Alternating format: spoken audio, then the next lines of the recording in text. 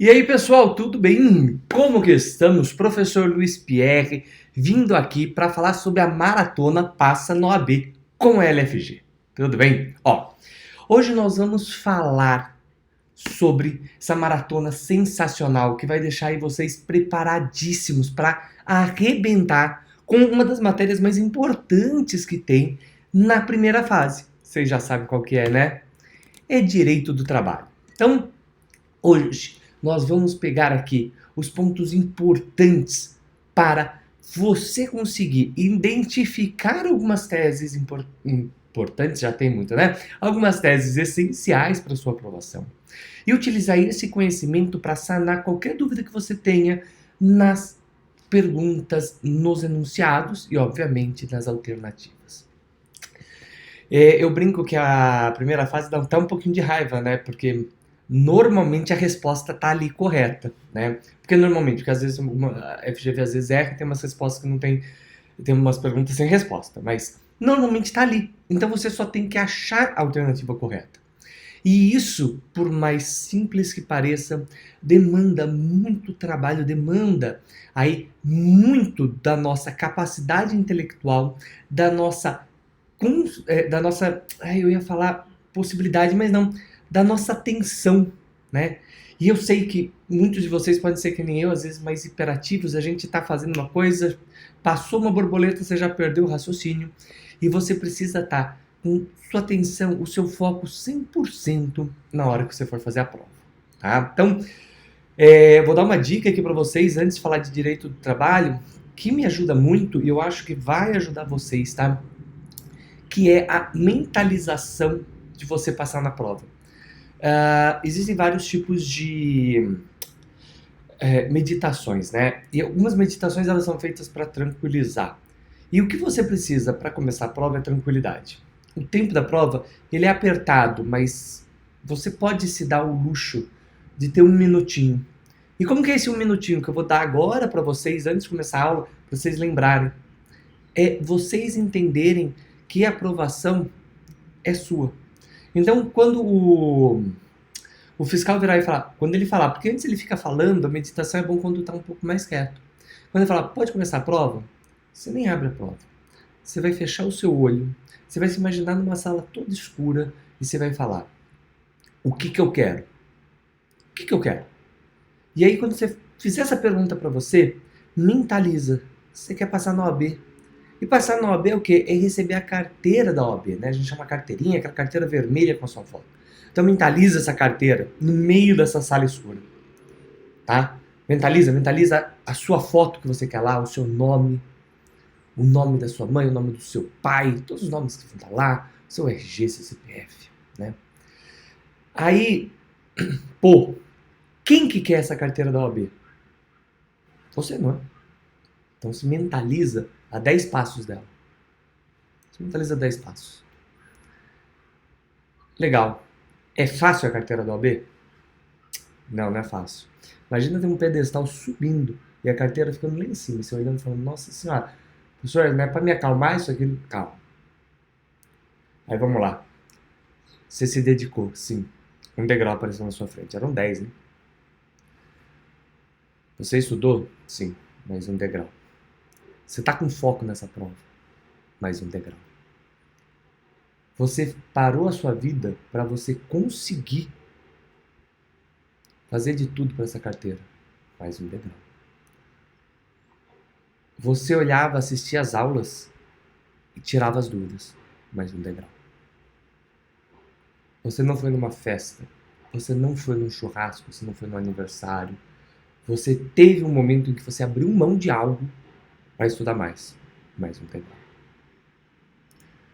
Você, quando assistia às aulas, fazia as anotações, lia a lei seca, que nem o professor falava. Mais um degrau.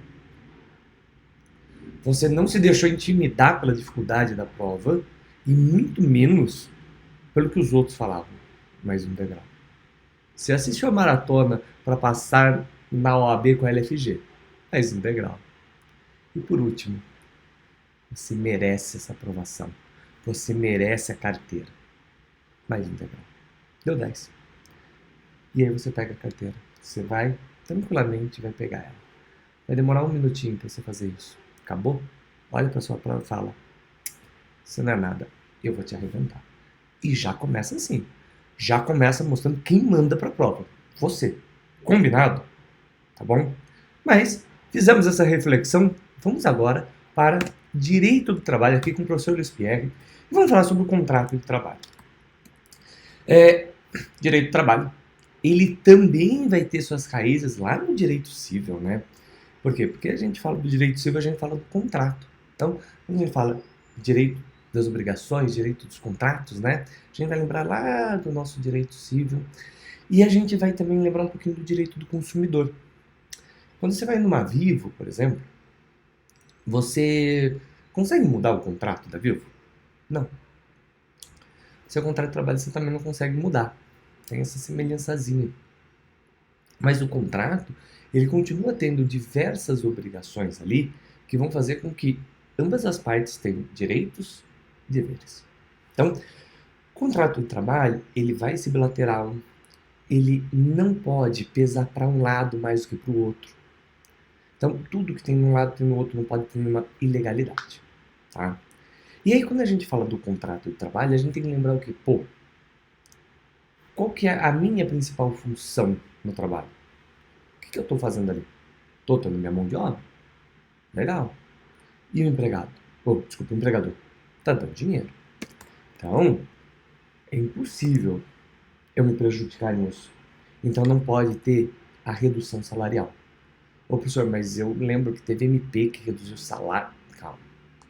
Quando a gente fala da redução salarial, ela é uma redução do seu valor da hora trabalhada. Então, você nunca vai reduzir a sua hora trabalhada. E você só vai poder reduzir o seu salário, né, e as suas horas trabalhadas se tiver uma convenção, um acordo coletivo, ou dentro da Lei 14.020, que vai falar aí sobre as questões de pandemia, sobre quando a gente tem alguma alteração no nosso dia a dia. Fora isso, não. Você não pode ter redução da sua quantidade de horas e do seu salário. Obviamente, exceção, temos os professores. Professores, normalmente, eles trabalham por hora-aula, né? E só por hora-aula. Eles não têm um valor mensal. E em alguns casos, às vezes não consigo fechar uma turma, pode existir essa redução, mas é um caso à parte. O empregado, normalmente, não pode. Lembrando, temos exceções, acordo e convenção coletiva, que está na Constituição, e até mesmo a Lei 14.020, tá bom? Além disso, o meu salário, ele não pode ter descontos que eu não concordo, ou descontos legais. Por quê? Imagina que eu falo, você vai vir trabalhar para mim, vou te pagar 10 mil reais. Você fala, pô, 10 mil reais é caro.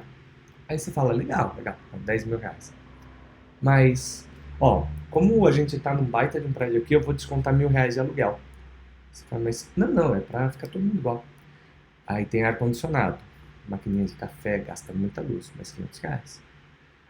Tem impressora, computador e vários descontos. No final você não vai ganhar nada. Tudo isso são questões que o empregador tem que ter, não você. Então, os descontos, eles só vão poder existir quando você concordar, eles te trouxerem algum benefício ou descontos legais. Então, vamos lá. Eu posso descontar o FGTS do salário? Sim ou não? Me fala. Quem respondeu não, certíssimo. Porque o FGTS não se desconta de salário. É 8% a mais do salário que o empregador paga. Cuidado, tá? E o INSS, eu posso descontar do salário? Se você respondeu não, você errou. O INSS eu posso sim descontar do salário. Ele, imposto de renda, todos esses descontos aí eu vou poder. Descontos que estão dentro da convenção coletiva. Então isso é tranquilo. Então, vamos lá. Posso fazer desconto? Pode, desde que ele seja benéfico. Eu autorizei, por exemplo, um convênio, né, do plano de saúde meu, um convênio de academia, que nem o tal do Gym Pass, né, Plan 4, essas coisas. Ou quando a lei determina. E lembrando, a FGTS não tem desconto. Além disso, o meu salário é intangível, ou seja, eu não posso pegar ele, ninguém pode pegar ele. Tá? Como que eu posso tirar a intangibilidade do salário? A tangibilidade do salário ela é retirada quando eu tenho adiantamento do salário. Então imagina, eu tenho adiantamento no dia 15 do meu salário, no final do mês. Não vou receber o salário inteiro, porque eu já tive um adiantamento. E também quando eu tenho faltas injustificadas, aí sim eu posso retirar parte do meu salário, tá bom? Professor, e se eu tiver que pagar um processo? Não. E pensão? Pensão sim. Próprios Código de Defesa, o CPC, Código de Processo Civil, ele já vai trazer as possibilidades aí de desconto, tá bom? E por fim, uma coisa importante, eu até vou deixar aqui para vocês, é a questão do frentista. Eu não posso descontar o salário do frentista, tá? Mas por que não? Eu não. Salvo quando ele não observar recomendações da convenção, do acordo coletivo, né, que vai falar principalmente das questões de cheque. Antigamente era muito utilizado, você ia pagar a gasolina, você dava um cheque. E era muito utilizado as pessoas terem cheque sem fundo. Então, quando a gente fala dessas questões, era porque o frentista tinha que pegar, ligar para o banco, ele tinha uma listinha de obrigações que ele tinha que fazer quando ele recebia um cheque. E, obviamente, se ele não seguisse essa listinha de obrigações, aí sim poderia ter algum prejuízo para ele. Mas, tirando isso, não. Isso está na OJ 251, tá bom? Legal. Quando eu falei lá no começo que a gente lembrava um pouquinho de direito civil, né, por conta do contrato, eu falei que não podia ter nada ilegal. Aí a gente tem que lembrar que, pô, o trabalho que eu vou fazer, que é o objeto, né, ele não pode ser ilegal.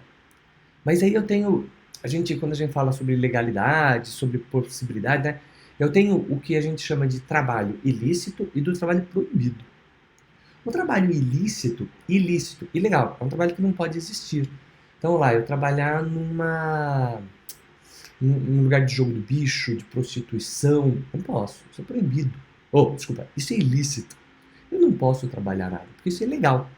Então, obviamente, se eu tenho um contrato de trabalho dentro, né, de um prostíbulo, legal. Jogo do bicho, ilegal. Então, esse é um trabalho ilícito.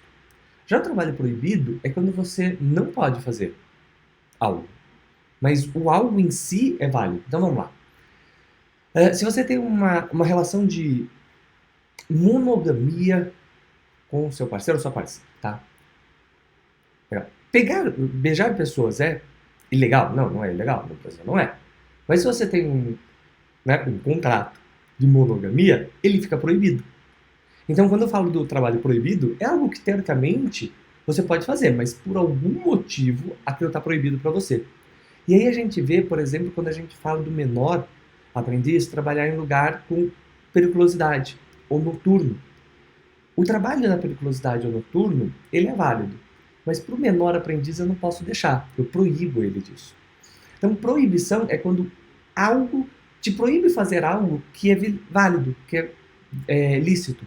E quando o trabalho ele é ilícito, ele é ilegal, é um trabalho que não poderia existir. Então, aqui para vocês. Então, quando eu tenho um trabalho ilícito, tá? Eu não vou ter aí vínculo de emprego, não vou ter vínculo trabalhista, porque ele não existe em si, tá? E eu tenho o quê? O objeto do meu trabalho ele é ilícito. Já no trabalho proibido, eu tenho algo que não permite que eu faça esse trabalho. Mas o trabalho em si ele é válido, eu posso fazer.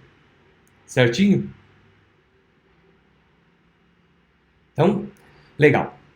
Quando a gente fala agora, né, a gente está falando sobre o trabalho, a gente tem que lembrar outra coisa muito importante que veio com um pouco de mudança com a pandemia, que é onde eu trabalho, né? Então, vamos lá.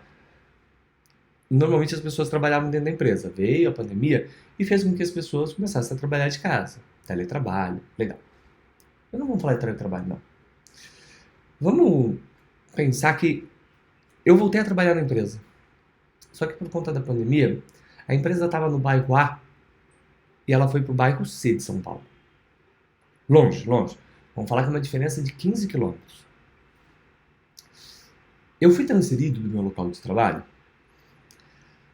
A resposta depende. E por que depende? Porque quando eu falo eu fui transferido, fazendo uma análise apenas gramatical dessa frase, sim, você foi transferido, você trabalha num lugar e foi para o outro. Mas uma análise jurídica, não. A transferência jurídica que a gente fala é quando eu tenho que modificar o meu endereço. Então, aqui, obviamente, São Paulo é muito grande, então, mas eu tenho que sair do município. E até mesmo quando eu falo sair do município, tem algumas pequenas repercussões, porque o município de São Paulo é muito perto do município de Santo André. Da minha casa para chegar em Santo André, às vezes é mais fácil do que eu chegar do outro lado de São Paulo. E aí? Teoricamente pode. Então, a ideia é, eu vou ter uma transferência apenas quando o empregado tiver que mudar o domicílio dele para atender essa transferência. A transferência, ela, via de regra, ela é ilegal. Porque, pô, quando eu assinei o contrato de trabalho, eu estava falando que eu ia trabalhar naquele local, não em outro. Era naquele. E se assim me mudou do nada, o que acontece? Eu me prejudico. E eu não posso ter esse tipo, né, me prejudicar assim. Então, a transferência, ela vai ser legal. Tirando, obviamente, quando eu tenho um cargo de confiança. Então, eu aceitei ser transferido. Legal. Eu vou ter aí também um adicional de 25%, porque eu vou mudar a minha vida para isso. Lembrando, apenas quando a transferência ela for provisória. Se eu me mudar e a empresa falar, você vai mudar para lá para sempre, ela não vai pagar 25% a mais para sempre. Vai ser definitiva. Não tem pagamento. Certinho? Já que a gente está falando de pagamento, vamos lá. Quando eu falo em pagamento, eu tenho que lembrar também que tem os meus amiguinhos por perto, né? E tem sempre aquela coisa, né? Nossa, eu trabalho junto com fulano, mas eu acho que fulano ganha mais. Equiparação salarial. Como que funciona isso na vida? Então, outro ponto que vai depender, né? Eu tenho para a equiparação salarial os pontos positivos, que eu tenho que ter todos eles, e aí eu posso ter equiparação. E eu tenho os negativos, se eu tiver qualquer um deles já era. Se lembra da matemática, que mais com mais dá mais, mas mais com menos dá menos? Sempre que eu tiver um negativo, ele vai impossibilitar a equiparação salarial. A equiparação salarial, deixa eu botar aqui na tela para vocês, porque esse tem vários detalhes e eu sei que vocês gostam de ir anotando, tá bom? Quando a gente fala da equiparação salarial, a gente tem que lembrar sempre que eu vou ter que ter a mesma função. Sempre a mesma função. E, pô, essa mesma função, ela vai estar o quê? Com a minha capacidade de produzir e com a minha perfeição técnica. Entendeu? E aí, quando eu falo perfeição técnica, eu falo em qualidade. E quando eu falo em minha produtividade, eu falo em quantidade. Pô, mas como assim? Qualidade e quantidade? Pô, depende da qualidade do que eu vou fazer. Tem coisas que eu vou fazer com uma qualidade maior, não é verdade? Pô, qualidade. Eu posso fazer um trabalho muito melhor do que o outro. E quando eu falo em produtividade, eu estou falando em quantidade. Então, é difícil a gente falar isso com o trabalho intelectual, porque o trabalho intelectual, ele vai ter outros pontos que não esses. Mas, quando eu estou virando e falar, um trabalho mecânico, vamos falar de fazer parafuso. Pô, se eu faço 50 parafusos e a pessoa faz 50 parafusos, eu tenho a mesma produtividade, quantidade. Mas, pode ser que eu faça 50 parafusos e 10 deles saiam errados. E do meu colega, nenhum sai errado. Ele tem uma maior qualidade. Já não é o mesmo trabalho, tá? Ótimo. Eu tenho que fazer também para o mesmo empregador. Por quê? Imagina que eu trabalho numa empresa e meu amigo trabalha em outra. Não adianta, são contratos, empresas diferentes, tá? E aí a gente fala no mesmo estabelecimento. Por que mesmo estabelecimento? Porque a gente fala que a gente tem um município. Porque, pô, o meu município pode ter uma base salarial mais alta ou mais baixa que outro. Então, quando você está trabalhando numa cidade A, por exemplo, São Paulo. São Paulo é super caro. Então, normalmente, os salários são maiores. Mas, às vezes, você vai lá para o interior do Paraná, uma cidadezinha chamada Cascavel. Cascavel tem uma cidade bem legal, mas ela já tem um custo de vida menor. Então, normalmente, os salários para a mesma função em São Paulo e em Cascavel vão ser diferentes. Por quê? Porque estão em custos de vida diferentes. Por isso que a equiparação salarial, que aqui a ideia é trazer uma equidade, só vai existir se for no mesmo estabelecimento. Aí colocaram, o mesmo estabelecimento, mas se eu trabalho no mesmo bairro, então colocaram que é no mesmo município, tá bom? E aí eu falei que tem os negativos, né?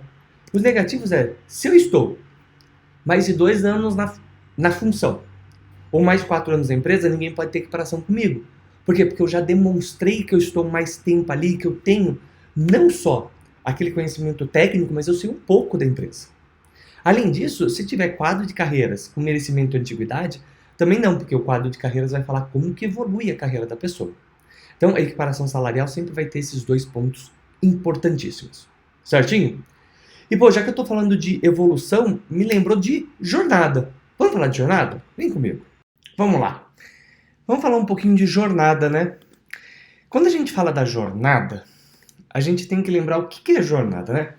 Vamos lá. Primeiro, coisa nerd, mas a CLT veio, grande parte dela, da Carta del Lavoro italiana. Então, alguns termos nós utilizamos até mesmo por conta do italiano.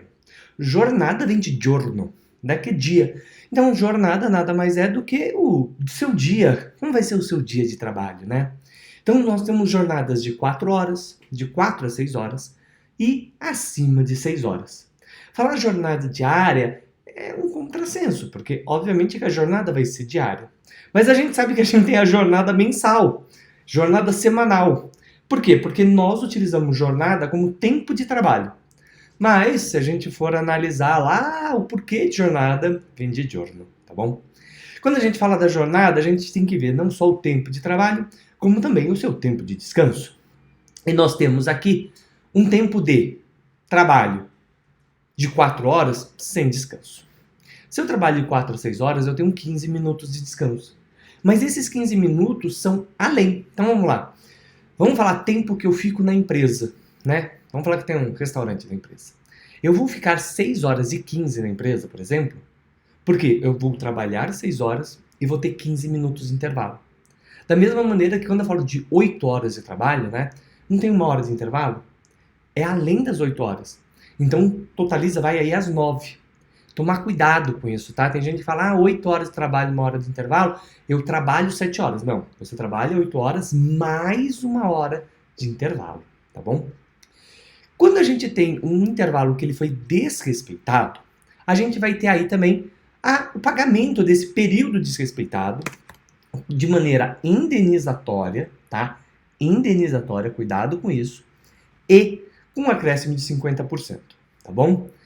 Lembrando também, aqueles intervalos que o patrão inventa, tipo assim, intervalo do café da manhã, não está em convenção coletiva, não está em acordo coletivo.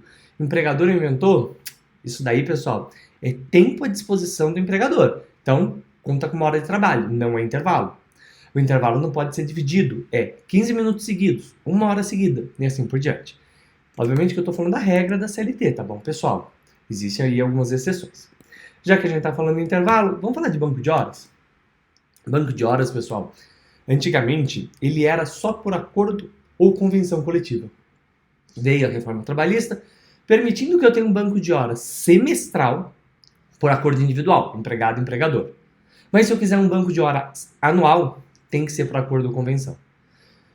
Prof, o que é anual? O que é semestral? Quando eu falo anual depois de 1 ano eu vejo o banco. As horas positivas, as horas negativas, eu vejo. Deu negativo? Não faço nada. Deu positivo? Eu pago com 1 hora extra. E semestral é em 6 meses. Tá bom? Uma coisinha aí que às vezes já caiu e é uma pegadinha, é a semana espanhola. Semana espanhola é para facilitar para algumas pessoas. Porque trabalhar 4 horas, vamos supor, num shopping é pouco. Aí o que eles falaram? Vamos fazer uma compensação do sábado.